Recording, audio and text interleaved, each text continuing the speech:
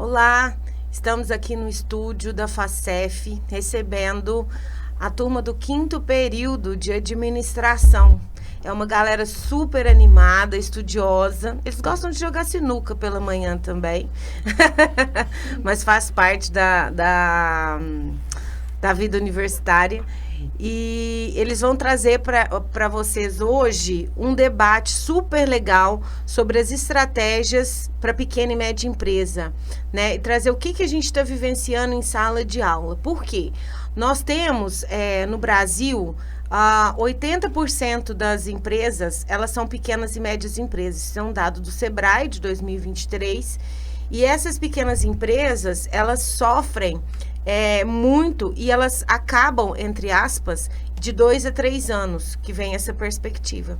Porque, geralmente, a maioria dos empresários e empreendedores, eles empreendem por necessidade. Então, ou perdeu o emprego, ou aconteceu alguma coisa, ou é bom para fazer um artesanato, e começa a vender e a produzir sem ter esse planejamento. O que é planejamento? Planejamento é você pensar os caminhos que você vai seguir, depois montar uma estratégia para percorrer esse caminho, certo?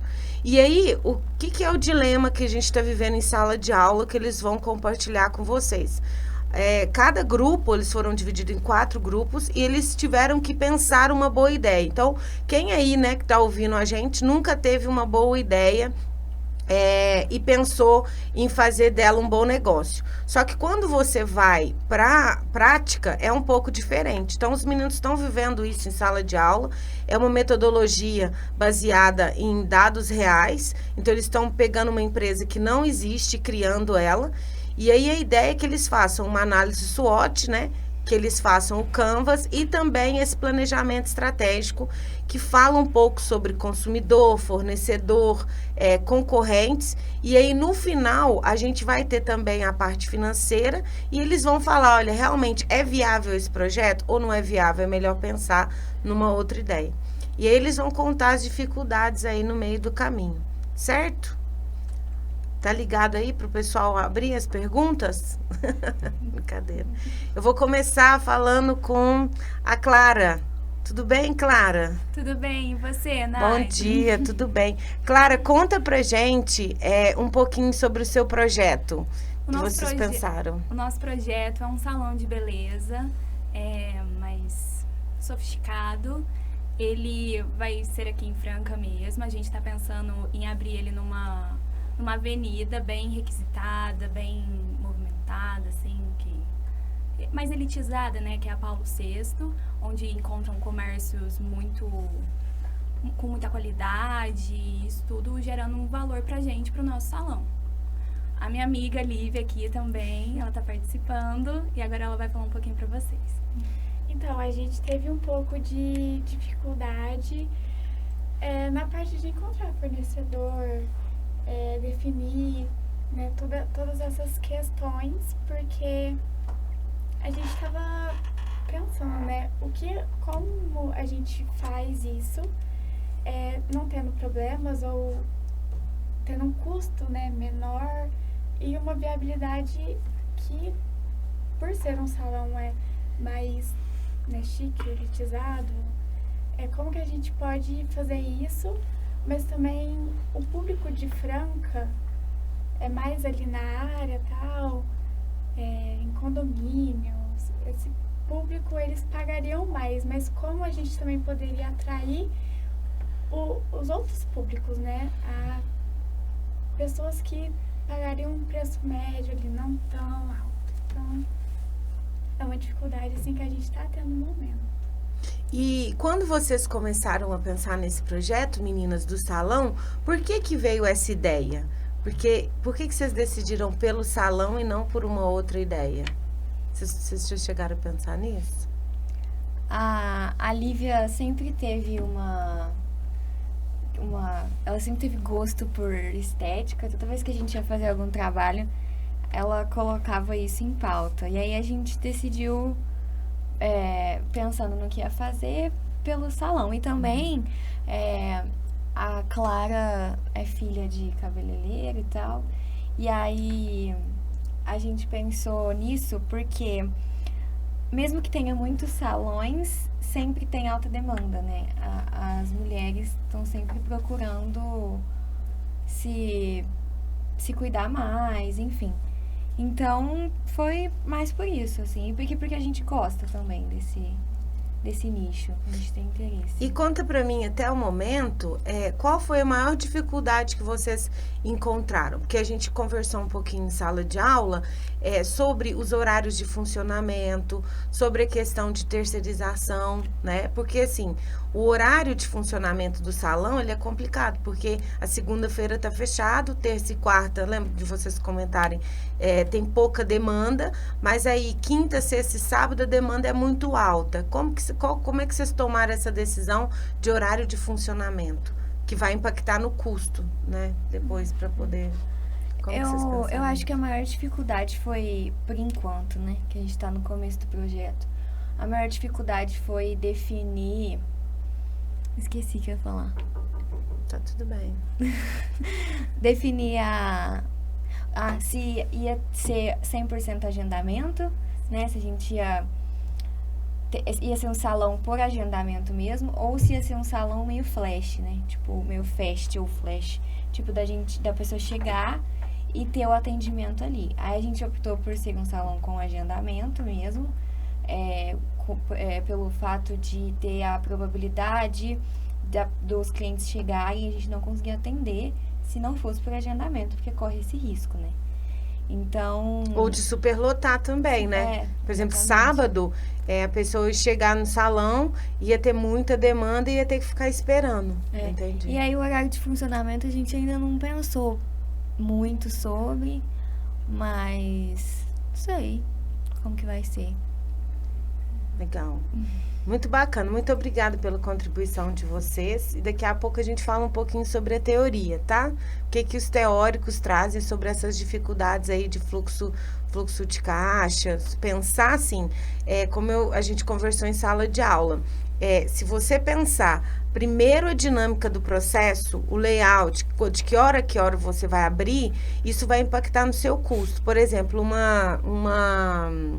tem uns meninos que vão se apresentar agora, que eles têm uma lanchonete, e a ideia é trazer uma lanchonete da faculdade. Só que a faculdade, ela funciona das 7 da manhã às 10h30 da noite. Então, eu preciso de saber qual que é o horário que essa cantina vai estar funcionando, quais são as formas de pagamento, né? A gente chegou a comentar sobre isso. E isso vai impactar lá no meu custo fixo e meu custo variável, porque eu vou ter que ter no mínimo 2 pessoas pela manhã fazendo 8 horas de serviço, na manhã e tarde, e 2 pessoas fazendo 6 horas ali, que seja de 1 até 10 horas da noite.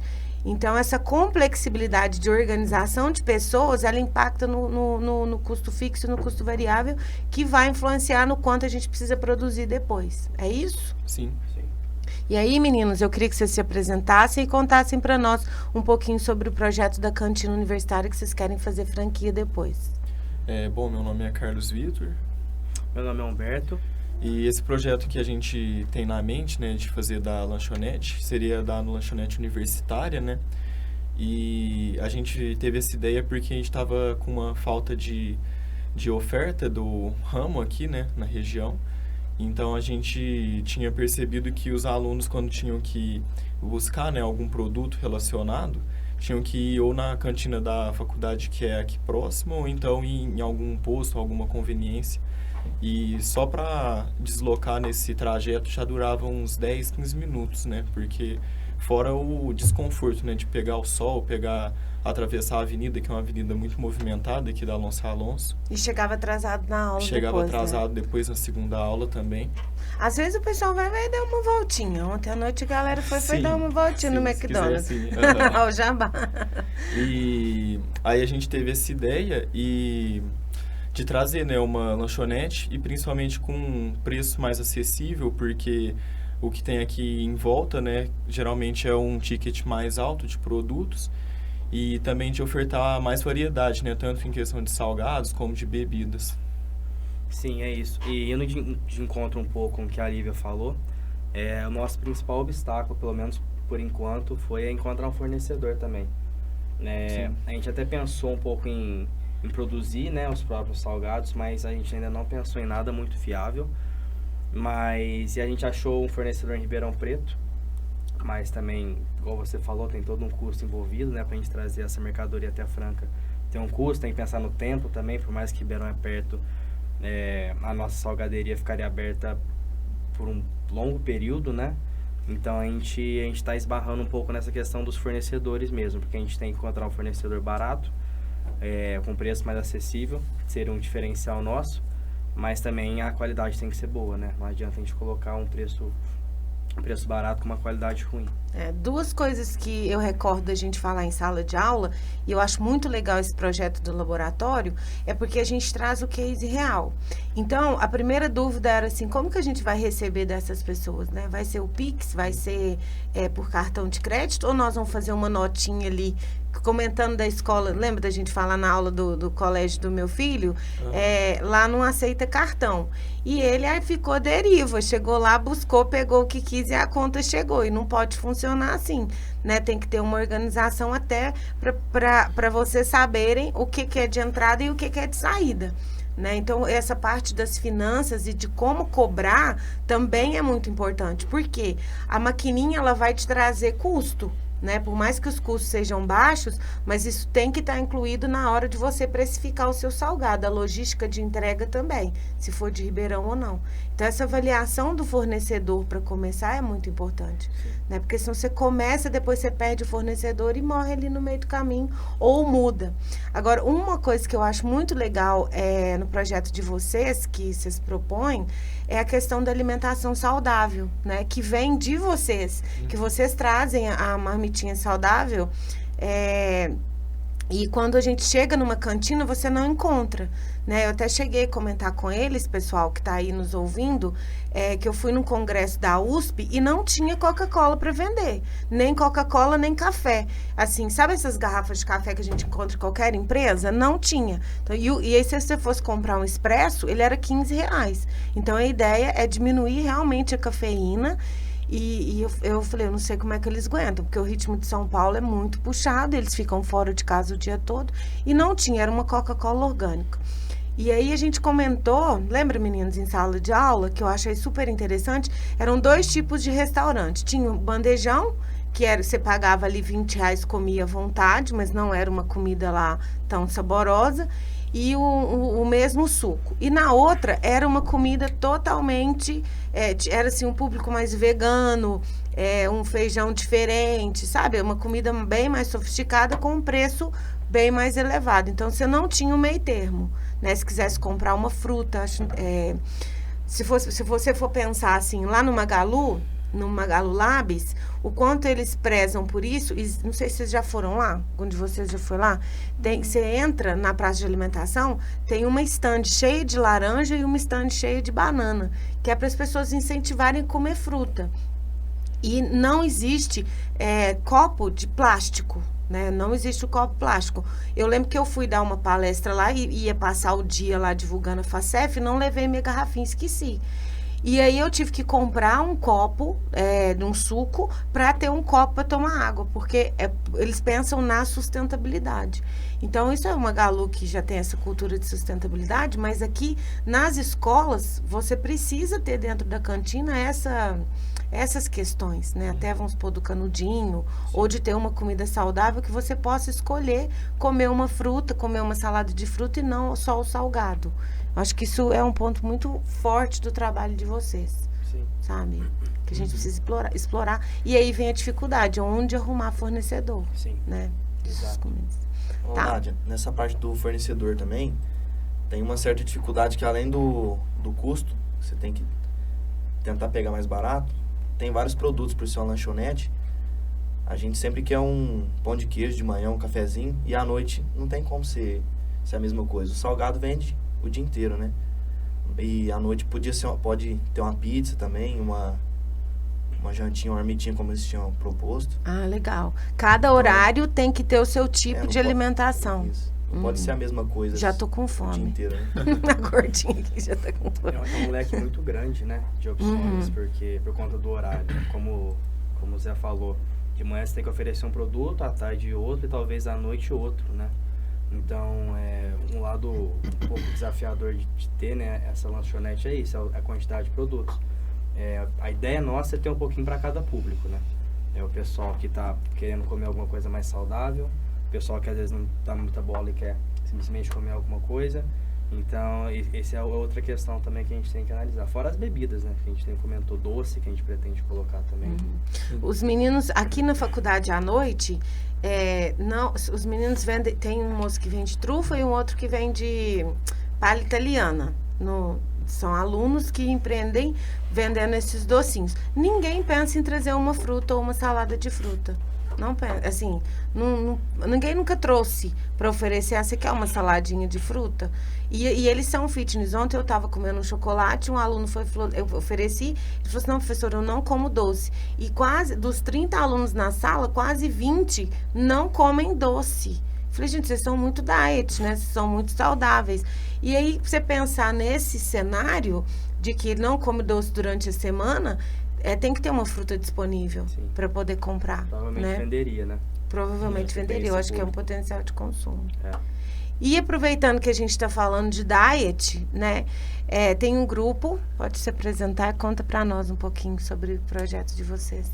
Bom, eu sou o Rodrigo. O nosso grupo, a gente pensou em fazer uma confeitaria com foco em alguns bolos, alguns docinhos diet, sem açúcar, para quem tem restrições. E já falando um pouco, todo mundo falou, em relação ao fornecedor, a gente já tem alguns fornecedores aqui de Franca mesmo, para a gente produzir o nosso próprio bolo durante a parte da manhã, para ficar aberto até o final do dia. E a ideia, então, não é produzir o bolo, vai se terceirizar. Não, a gente vai produzir o bolo, a gente tem os fornecedores e fazer o bolo pela manhã, até que pela questão dos funcionários, do custo, para a gente produzi-los pela manhã e durante o dia a gente só vender os bolos, entregar para os cafés de hotéis que a gente tinha comentado também, para reuniões de empresas.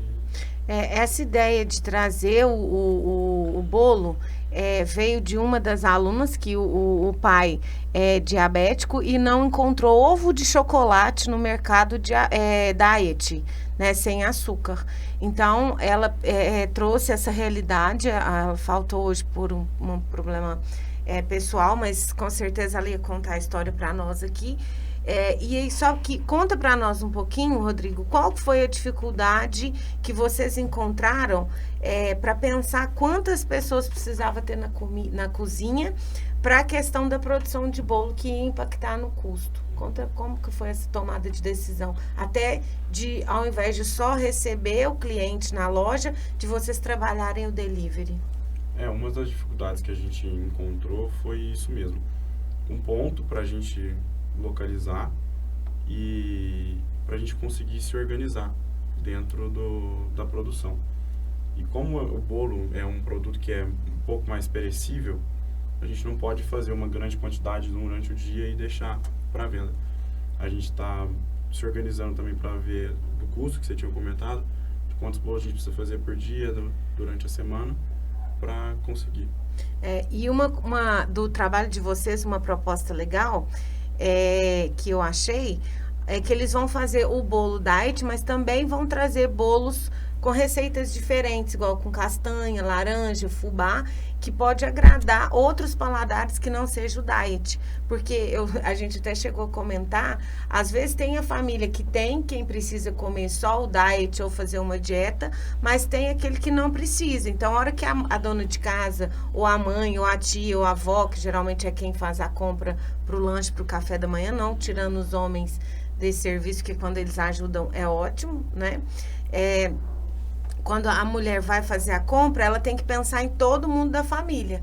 Então, aí a gente pensa em vender 2, que aí agrega vem tipo um valor agregado mesmo, aumentando o ticket médio. Não é essa a ideia? Isso, também tem os docinhos também, para durante o dia ter os docinhos, não só um bolo para a pessoa pegar, para tomar um café, às vezes passar a pegar um docinho, igual comentou, depois do almoço, depois de alguma refeição, para levar também, fora a opção do diet. Legal.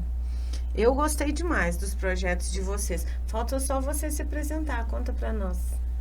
Bom, eu sou o Murilo e o meu projeto é o mesmo que o do do Carlos, do Humberto e do Zé, que é de abrir uma cantina universitária.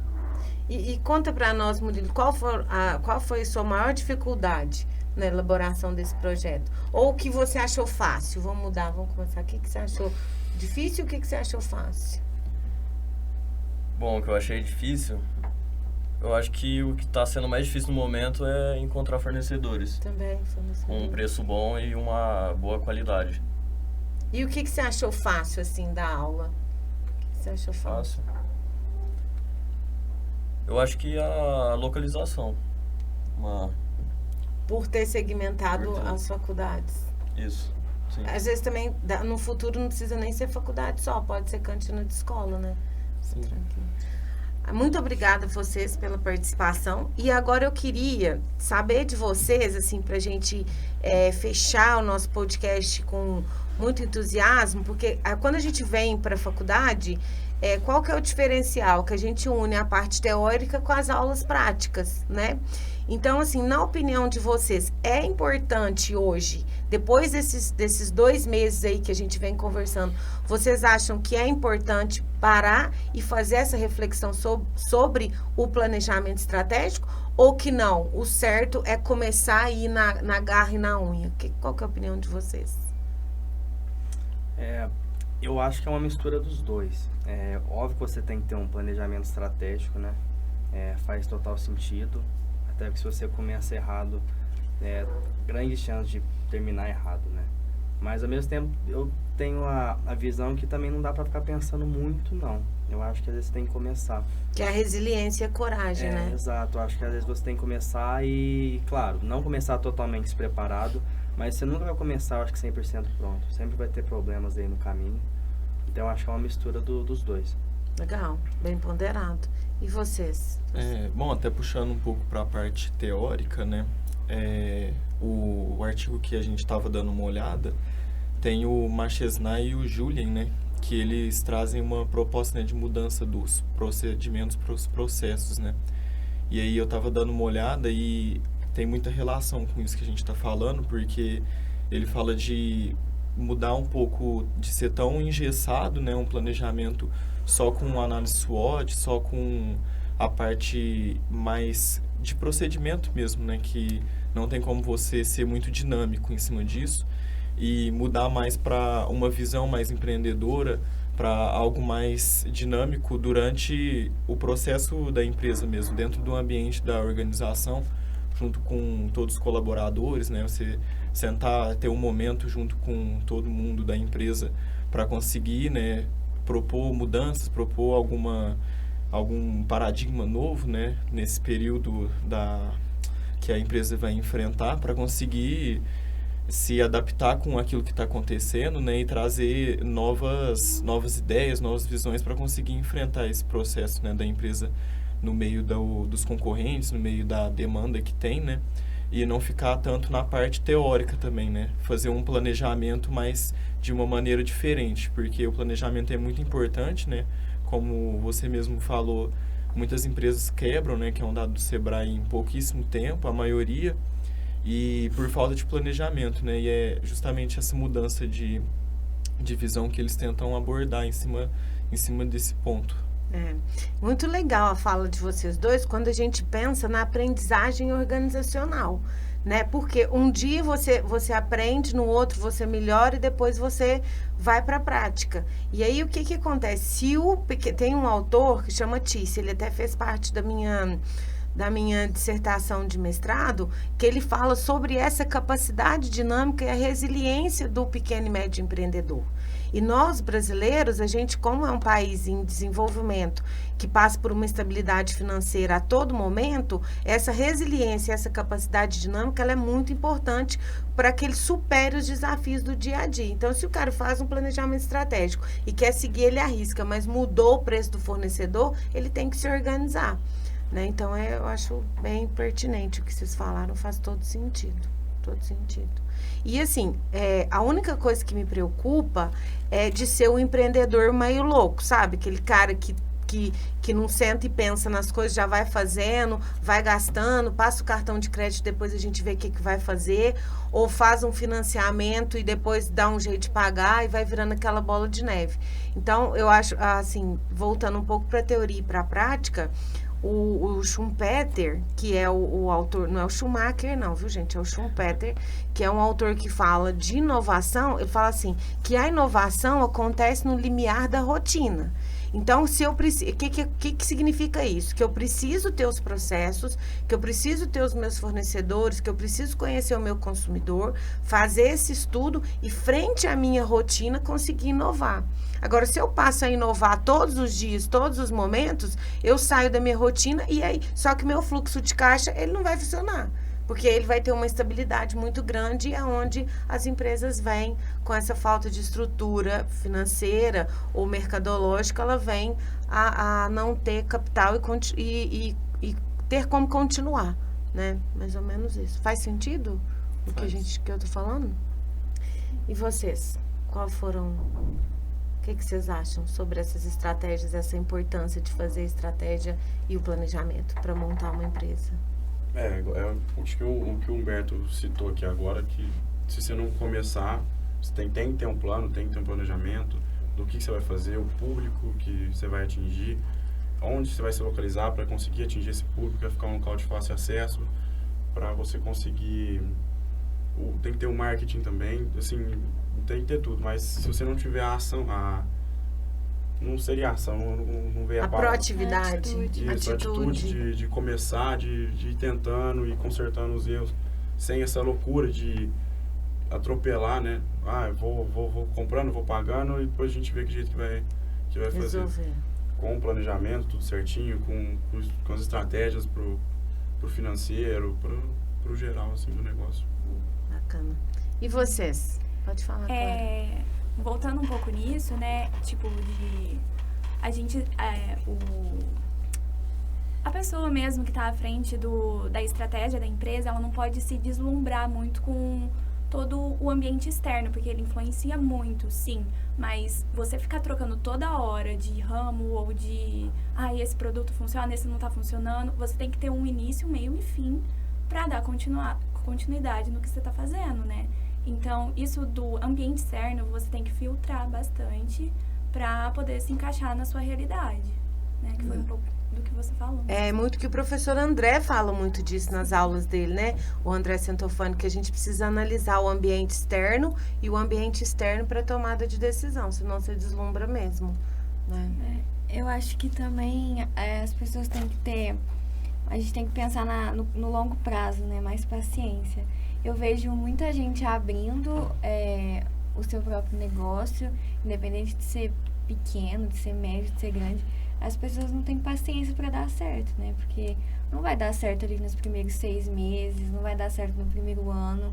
As coisas são difíceis, até você conseguir sua marca, seu nome, a confiança dos seus clientes, vai um longo período de tempo. E é necessário você ter firmeza, né? Você tá ali pelejando e tal para conseguir. E eu vejo muitas portas se fechando devido a isso, né? Que as pessoas não conseguem esperar, às vezes não por falta de paciência, mas às vezes por não ter condição também de ficar esperando ali muito tempo. Mas demora para acontecer, né? O empreendimento, o sucesso, né? O retorno. Acontecer. É muito legal isso que você traz, porque assim, o retorno do investimento, ele vem, mas ele não vem tão rápido. Mas aí quando você fala, às vezes a pessoa não tem tempo de esperar. Aí ela desiste e volta para a CLT, para uma carteira assinada, alguma coisa assim. Mas sabe o que me remeteu? A hora que a gente começou aqui, que a gente estava em off, nós falamos sobre a missão, visão e os valores, né? Vocês até falaram, Nádia, tem outros professores que falam disso. Mas é justamente, se você não tiver um propósito, se você não souber por que você quer trabalhar com aquele negócio, você realmente desiste. Né? Porque, assim, é muito mais problema. Por isso que quando a gente vai começar as aulas de empreendedorismo, tem um livro que chama Ele é do Filion. Acho que eu até passei ele para vocês no primeiro dia. A gente fugiu o nome do livro aqui agora. Depois eu volto. Oficina do Empreendedor. Acho que para vocês eu ainda não passei. Que ele traz justamente essas dificuldades. A primeira coisa, qual é o seu propósito? Então, se eu vou fazer bolo de casamento, qual é a história que isso tem? Então, por exemplo, tem uma empresária que eu já trabalhei com ela com consultoria. A avó fazia bolos de aniversário, a mãe começou a fazer esse bolo e ela virou confeiteira. Ela saiu de um concurso público porque ela não estava feliz e virou confeiteira. Então, ela perdeu a estabilidade do concurso público para inovar. Só que durante um tempo, ela teve quem financiou. Né, que a mãe já estava aposentada e investiu, que a gente chama pai trocínio ou mãe trocínio, mas hoje ela toca numa boa. Existe assim, N cases de sucesso que a gente pode trazer num segundo momento, que é o que vocês vão trabalhar em sala de aula agora, alguns cases de sucesso. Tem uma dentista que eu conheço, eu estava até falando com ela ontem, e ela gosta de artesanato, e ela não estava feliz como dentista, que é ser empreendedora. E ela começou a trabalhar fazendo patchwork. Então, ela não ganha o que ela ganhava como dentista, mas o patchwork está indo bem, como diz ela, está indo bem, obrigada. E ela mudou o estilo de vida para realizar um sonho. Então, vai muito desse propósito, que é quais são os valores da pessoa, a missão, que é onde ela quer chegar, né? E a visão também, tá? É isso que eu acho que... Vocês querem fazer mais alguma ponderação? Uma coisa importante também é você estar sempre focado num estilo de negócio só. Você não... Vamos supor, você começou faz 1 ou 2 anos, está dando certo, aí você vai lá e quer mexer com outro negócio para aumentar o leque de seus produtos, mas se você não tiver focado numa coisa só, sua mente acaba misturando as coisas e acaba não dando certo. Não dá tempo de fazer tudo. Pode também. ser até no mesmo nicho, assim, mas tem que ter um foco principal. Uhum. Não pode desviar. A gente falou disso também, foco principal e o foco... Oi? Direto. O foco direto e o foco indireto. E eu brinco muito. O que é o foco direto? Foco direto, você paga as contas. Conta fixa e as contas variáveis. O que é o indireto, que é o extra, você guarda ali para ir para a praia ou para fazer algum outro investimento que você queira. Enfim, então a gente precisa ter isso muito bem delimitado. Senão, realmente, você tem razão. O empreendedor vai perdendo o foco e aí vai perdendo as estratégias, vamos dizer assim. A estribeira, como diz na roça, né? Vai perdendo a ordem. Gostaram? Sim. Gostaram? Sim. Então é isso, pessoal. Nosso podcast sobre estratégia para pequena e média empresa vai chegando ao fim. Eu queria agradecer muito vocês por toparem os meus desafios em sair da sala de aula e vir bater esse papo aqui. Espero que vocês tenham gostado. Né? Eu queria agradecer ao Rafael, aqui do Laboratório de Comunicação e SET, a professora Fúvia, que autorizou. Agradecer ao Ciro, que topa as minhas doideiras de sair de sala de aula. E espero que vocês queiram voltar depois para contar pra gente como ficou essa empresa, né? Que vocês estão, a parte financeira aí, e se vai dar certo, se é viável ou não. Tá bom? Muito obrigada a vocês pela participação. Querem falar alguma coisa? Tudo certo. Tudo certo? Então tá. Um abraço e até a próxima. Valeu!